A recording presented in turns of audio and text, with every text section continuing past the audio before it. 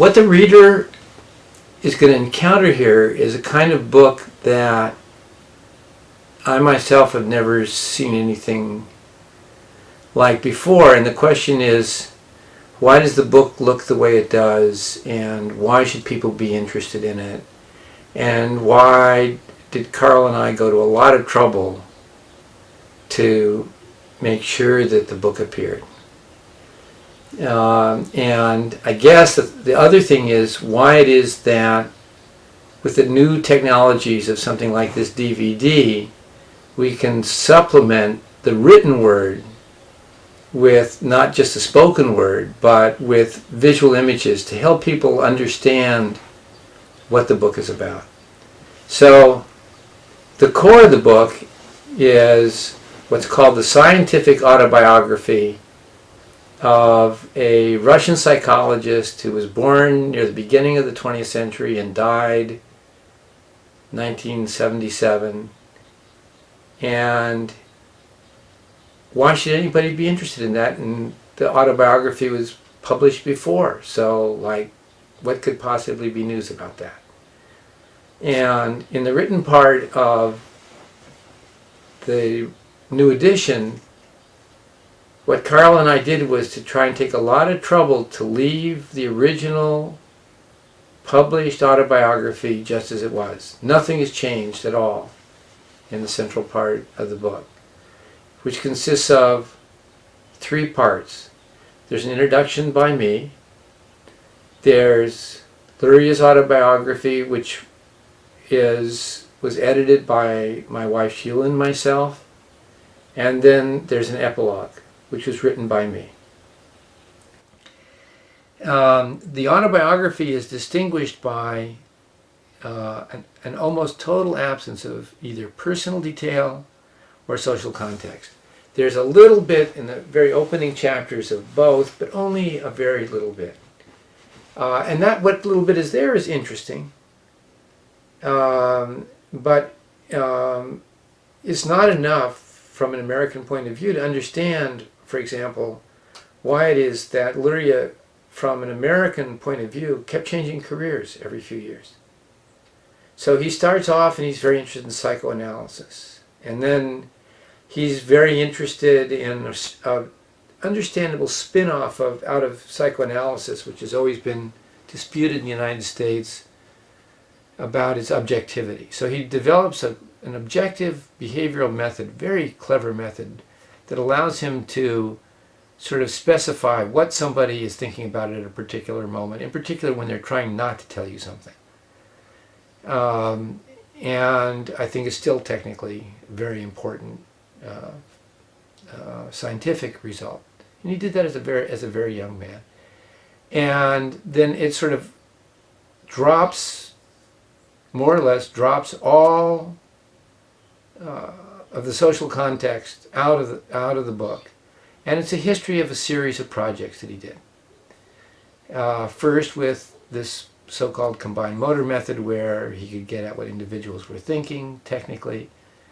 Then, I don't remember the exact order, but research on people growing up in Central Asia where there had been rapid cultural historical change, industrialization, industrialized farming, work with twins, identical and fraternal twins, on the sort of natural biological foundations of development and its interaction with cultural foundations. Work with retarded children.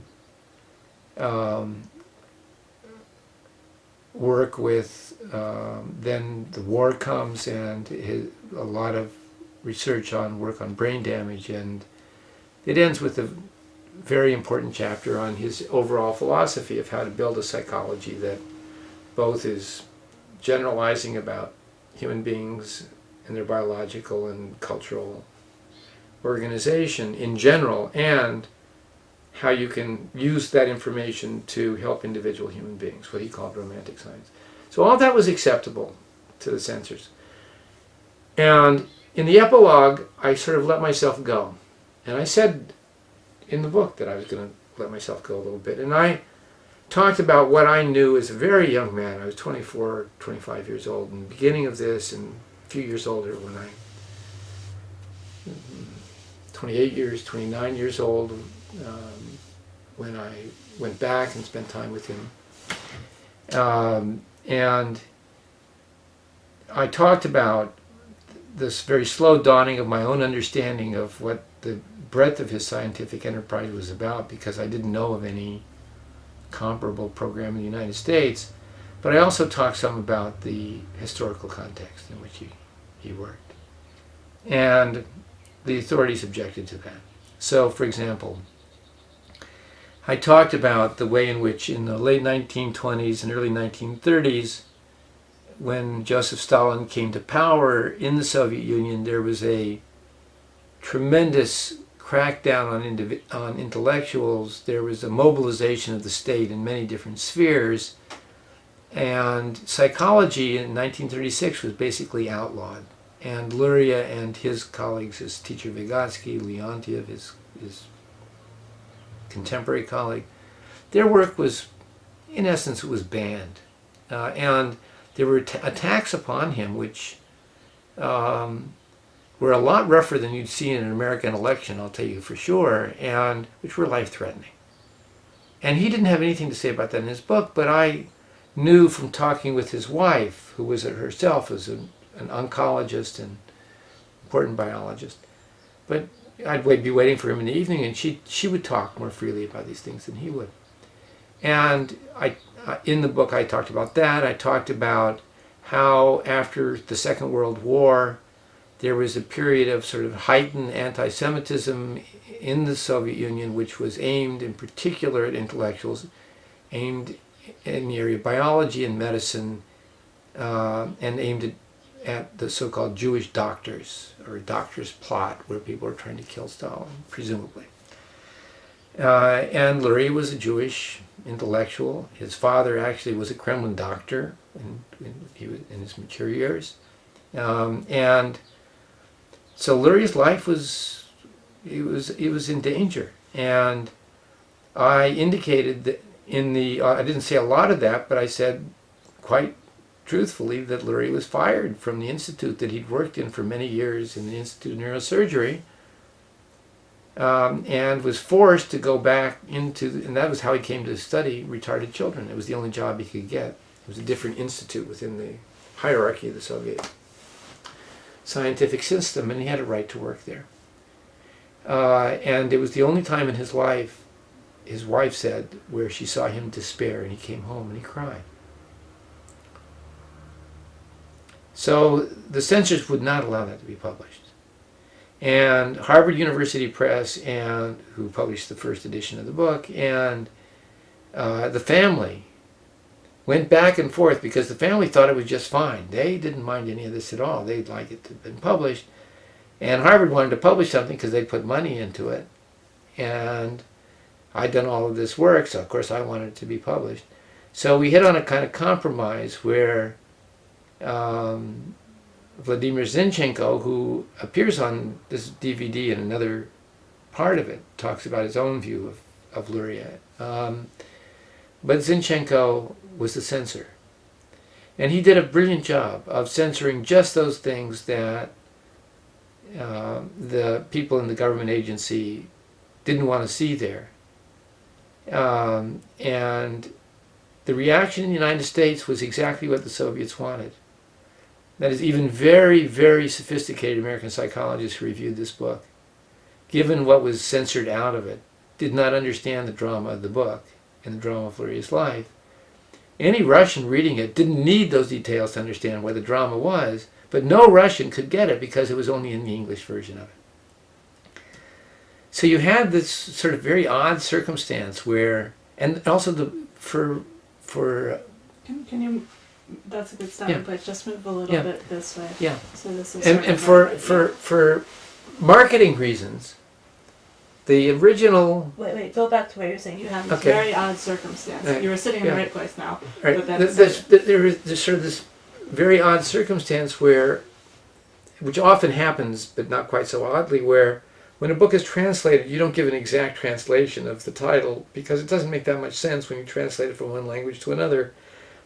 And for marketing reasons, the book was called The Making of Mind. Even though Luria's title, literally translated, would be something like A Path Traversed, or something, A Path in Life Traversed, or something like that. And I think the book didn't sell all that well. It sold all right. But it didn't, I don't think people recognized that it was, first of all, the pathos of this individual human life, of this man making his way through the labyrinth of Russian history in the 20th century, and the incredible value of the book in explaining why you could have a theory that was so broad that you could study people pushing buttons and listening to words to understand how minds work. You could study retarded children. You could study identical and fraternal twins. You could study people with brain damage. You could study people in Central Asia. And you were all the time always using the same general theoretical framework.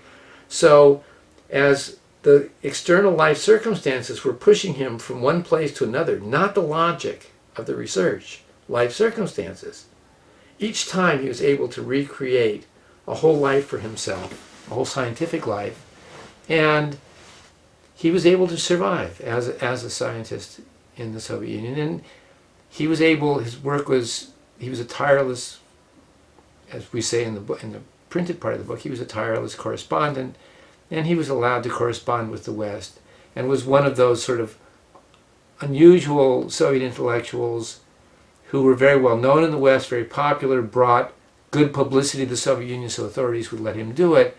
And at the same time, he never occupied a high position within the Soviet Union. And all this stuff is in the written part of the book. So I think with respect to this DVD that we're putting together with the book, our goal really is to supplement and to the written word in a way that's not boring, and in a way that will help young people as well as mature scientists in the United States today to understand both the breadth of and the seriousness of Luria's scientific work, which remains absolutely contemporary. I mean, all of this work, it's amazing that after all this time, especially in psychology where one fad goes after another, that Luria's work is seen as extremely important. And so just like 2 weeks ago, I gave a talk about his work to a international congress on rehabilitation therapy for people with brain damage, and talked about Luria's work, and it was seen as completely relevant to what it was that people were trying to do. And in cross-cultural work, this cross-cultural work is just cited, all the time in trying to think about the importance of literacy in human cognitive development and social development and so on. So Guyot remains, it's not a historical curiosity, it's just completely contemporary. And this is the very best summary of this sort of set of ideas and the ideas of the cultural historical school of psychology that he, Vigotsky, and Leontiev developed in the 1920s. So that's part of the purpose of this DVD, is to help provide even more context than we could provide in the way in which we created a new epilogue and a new introduction while leaving what was there before. Now, when the Soviet Union is no more, when people who could not speak could speak, when I could write what I knew to be true, so that we can provide some of the social and personal context that Luria himself would not provide. And he wouldn't provide the social context because, first of all, he was an idealist, and the better features of Soviet life, those which were trying to have blind people be able to live independently, to show that human beings are created in society by other caring human beings, he fully supported those kinds of ideas. At the same time, he was, as you read in the book, was absolutely terrified at certain points that he himself would fall victim to the political terror, physical political terror that occurred in the Soviet Union. But everybody tells me that we have a problem. This is 2004. The Soviet Union started to come apart in the late 1980s. In 1991, 92, the Soviet Union was no more. So the readers of this book, many of them don't know the history, even if they're of mature age. So I received an email today from Jerome Bruner, who read our preface that Carl and I wrote, and our introduction, and the epilogue. And Bruner said, I absolutely never realized the situation in which Luria worked. And he's written a lot about Luria. Oliver Sacks, who's also on this DVD, and you'll hear both of them talk on the DVD, talking about Luria, neither of them understood this. So there's real new information, obviously, in the printed part of the book. But to help the reader understand, what we've done is to create now an audio-visual aid. And it's made up of several parts. Part of it is my voice that you're listening to, talking about it. Part of it are interviews that Carl Levitin and I made in 2002, which was the 100th anniversary of Luria's birth, at which time there were a number of international congresses. I went to New York and interviewed Jerome Bruner and Oliver Sacks, both of whom were enormously influenced by Luria. You can decide for yourselves. They talk about what they understood of Luria. And then we went to we had a Luria symposium at an international meeting in Amsterdam, and we interviewed there several people from in English from other countries. And then when Carl returned back to Moscow, he interviewed 3 people who played an important role in Luria's life as students and as colleagues. So that there you have the sort of their view both of, and they are different. Some speak more about his scientific work. Some speak more about him as a human being because they knew him very well. Some spoke about him as a scientist and a human being living inside of Soviet reality. And so I think the idea there is to give everybody a better overall view. I think people really need to understand the unbelievable enthusiasm of many, many young Russians at the time of the Russian Revolution, a time when there were huge class divisions within Russian society, when a large proportion of the people were absolutely illiterate, did not understand did not have connections with the larger world around them, lived in very small villages, quite isolated villages. And now this sort of modernization began under the pressure of threat. The First World War, when Germany attacked Russia, then the period of the Revolution, in which there were attacks from several countries that were afraid of the ideas of Karl Marx and Lenin's interpretation of them, of world revolution, and where internally life was so unbelievably hard. There was mass starvation. Even well-known scientists lived in communal apartments, hardly had anything to eat.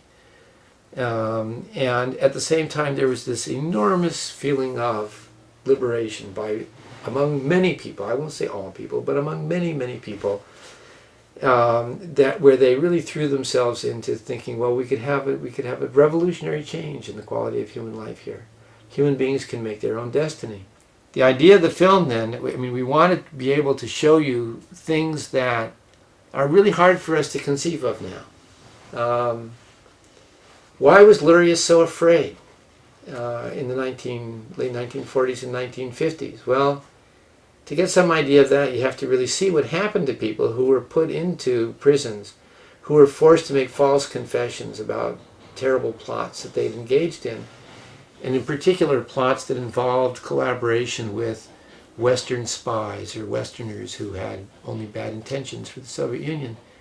And Luria himself was accused of that. So the fact those people were taken out and shot or sent to prisons where they died of starvation and cold is enough to scare the daylights out of anybody. And so you can, insofar as we have pictures of that, to show you, we hope that you'll get some idea of the context in which he worked, which makes all the more remarkable the fact that he himself remained to the end of his life committed to creating a better life for human beings. He volunteered for things he didn't have to do.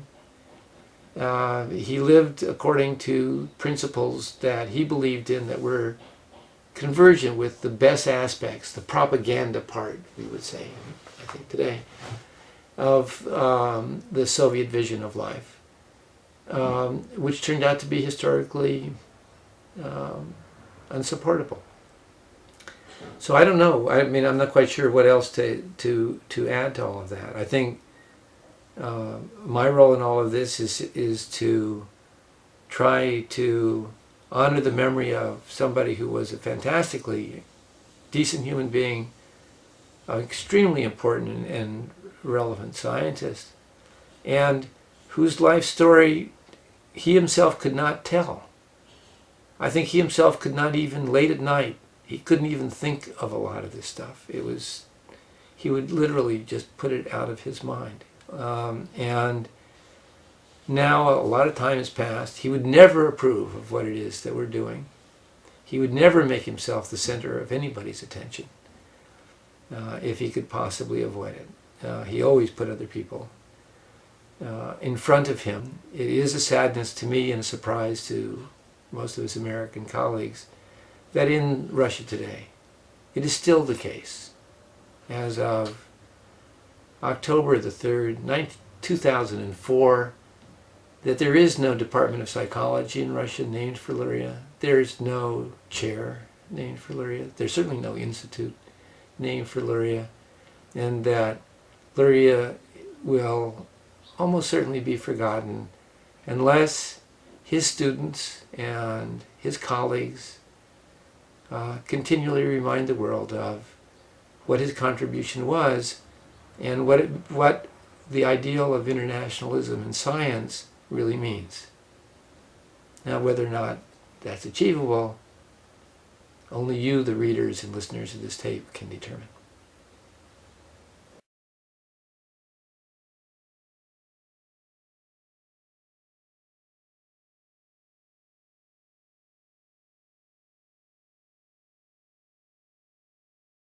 So he was very easy in terms of changing his views in the light of experiments. And that was a characteristic of Pavlov as well. When people read Pavlov's writing, they think he trips on himself, he contradicts himself. If you read him 20 years before, what he wrote, and 20 years later, it's not a systematic theory. And Pavlov replied to that, well, I don't make the theory, I do experiments. Mm-hmm. And Luria was very much like that. He was not an ideologue at all, completely open to experience. And I saw that when I was invited to go to visit his lab, or permitted to go to visit his lab in 1975. I got a visiting professorship from Canada to visit him for 5 weeks, and that was perhaps the most significant experience in my academic life.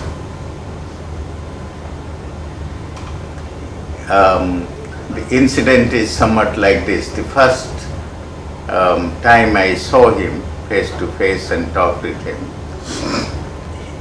he had sent to the airport one of his undergraduate students to get me. to You help mean in Moscow? in Moscow to get me. Hmm. And those were Brezhnev days, you know. You are not quite sure where you are landing, whether you would be admitted or not. I had the right papers, but the student was standing outside and said, Professor Das, Professor Luria has sent me to get him. I said, oh, that's very good. And he introduced himself as Yuri. He said, we have to meet him at 7 o'clock. It's 5:30 now, and this is at the Moscow airport. We'll go to your hotel, which was University Hotel next to MKU, and then we'll go to Professor Luria's house. So I hadn't eaten in the plane very much, and I was hungry. So as I was changing my shirt and Yuri is waiting, I said to Yuri, would there be food there? He said, he's a kind man. There, I think there will be. So I go in and he shakes my hand, we sit down in his study, and it's just one spare room he had. And we talk. Immediately he chalks out a plan for me. Within 10 minutes, this is going to happen. He phones this person, that person in my presence. Oh yeah, your plan is done. And then comes Russian food. I thought, what Russian food is he going to give me? It was apple pie and roast beef sandwich. Genuine Russian food. Which is Canadian, American. And I thought, well, that's it. So we had a conversation for about an hour and a half. He says, you'll feel like home in Moscow. You can always phone me. This is my phone number. I'll write it in pencil in your book, and I will write your hotel's phone number in my book in pencil, because this is temporary. He explains everything. And so I stay in that hotel. He's responsible for me. So every day I might have some program. Every 2 days he would call me at night. How was your day, Professor Das, and this and that. 5-6 minute chat. And I did not understand that in the beginning, until I put 2 and 2 together, because at 11 at night every night I'll get a call. The phone will ring, I lift the receiver, there's no voice from the other side, and I say hello, and then I put down the receiver, and that was it. Every night at 11. At 11 sharp. Then I connected why Professor Luria was so dutiful, because he was responsible for me. I was not in a delegation, I was not in a group, I was an individual professor visiting him. So he has to keep tab on me. Oh, you think it was Luria who called on you at 11? Oh, the person who was calling me was KGB, of course. Who else? And knowingly, they wouldn't answer, so that I know. They don't make it secret. You see. But the great thing was, because I was an Indian, I was not followed. Not obviously. My movements are known, but I was never followed. And they told me, you never knew you were followed? Never knew. And I knew that I could get access to labs and look at their records only because I was an Indian, number one, although I came from Canada. Number two, because I was sponsored by Luria. Those are the 2 reasons. So, anyway, the first day I lectured in the Burdenko as an introduction. That was very interesting.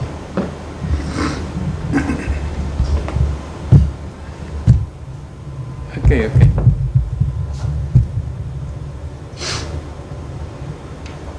And the first day he asked me to talk about what I am doing in Burdenko. So I get up and there are about 20 people who work in his lab in the clinic, and Luria is going to see a patient in half an hour. So I have half an hour to talk, and as I get up, Professor Luria says, Professor Das, should we treat you as an Indian or a Canadian? I thought to myself, what's going to happen now? So I say, I just look at him. He says, you see that window? If you are an Indian, we'll shut it. If you are a Canadian, we'll leave it open. This was November and it was cold. So, that's a very humorous fellow. Yeah, he was.